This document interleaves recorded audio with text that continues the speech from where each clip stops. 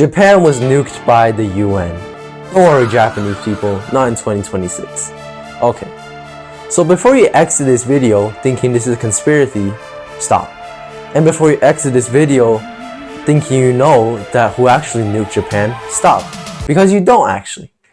So how does that work? I'm going to explain it thoroughly. We have to go back in time, 1945, August. Japan was the last country standing out of its triple alliance, called the Tripartite Pact. Its two allies were Germany and Italy. However, both of them had already unconditionally surrendered. That leaves Japan alone to face the USA, UK, USSR, China, and all the other countries who are very, very angry at the Japanese. Yet the Japanese government did not care. They did not want surrender.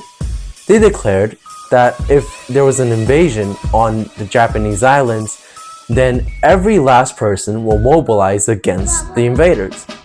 Japanese civilians were convinced that these outsiders will kill them, and this influenced the Japanese civilians to fight against any incoming troops from the US, UK, whatever.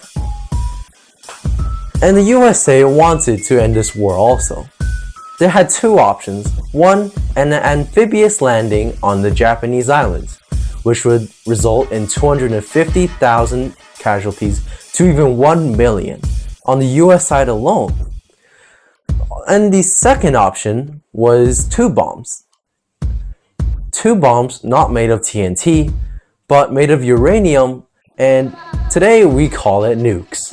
In 1945, the Japanese did not know that the Americans had it, but they soon will. So, the Americans took the second option. No surprise. They did not want 1 million people dead. They did not want that much letters getting sent back home talking about how they made a decision between killing Japanese and killing Americans and Japanese. So, Japan got nuked. But how does that have to do with the UN? Well, to answer that question, we need to go back further in time. 1942. At this point, Germany was completely destroying the Soviets on the Eastern Front. Italy was still thriving, kind of, in Africa. Japan was pushing China back and had just bombed Pearl Harbor. So in 1942, the Tripartite Pact was basically kind of at its peak. However, the defenders, or the attacked countries, did not have an official name. And also, the defenders were worried that if the Tripartite Pact had forced individual surrenders, it would get stronger, slowly but surely. And that was a great risk to take. That means if these countries got more powerful, it would be harder to defeat them in the future.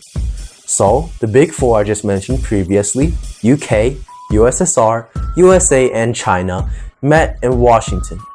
Washington, DC to be exact, because apparently there's another Washington. And along with them were 22 other countries. If you do some simple math, that's 26 nations. These 26 nations included the 4 major countries and, of course, the British Commonwealth, which were the British colonies, and India. Also, South American countries were against German, Italian, Japanese cause, and also the governments in exile, meaning these countries had already lost their territories to the Tripartite Pact, but were still resisting with the government, not in their own land, but in the Big Four's land, or any other nation who was defending against the Tripartite. Therefore, these 26 nations met and held a conference called the Arcadia Conference.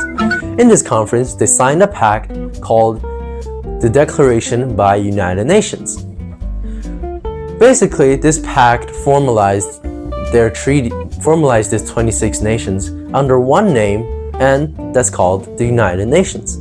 This pact announces that these nations cannot seek individual peace with the Tripartite Pact, and these nations will direct all of their resources against the fascists. To put it simple, it was a military alliance involving 26 nations. Then how does that have to do with the United Nations we see today? Well, after the war, after Japan got bombed in Hiroshima and Nagasaki, they surrendered. World War II was over. There was no common enemy anymore for the United Nations. So, the UN transformed from a military alliance slowly into an organization that started to promote sustainability, peace, and basically global safety. That's where the UN today comes in. So that basically answers our question of how did the UN have to do with the bombing of Hiroshima and Nagasaki? That's your answer. The US was part of the UN, so technically the UN did bomb Hiroshima and Nagasaki. Sorry to all the Japanese people who may be offended, and sorry to anyone who supports the UN, but this UN I'm talking about is the OG UN, not the UN that you or I see on the news today. I hope you enjoyed this video, and if you like my content, please consider subscribing. It's a great support to me, and it'll mean a lot to me. Hope you have a wonderful day. Peace out.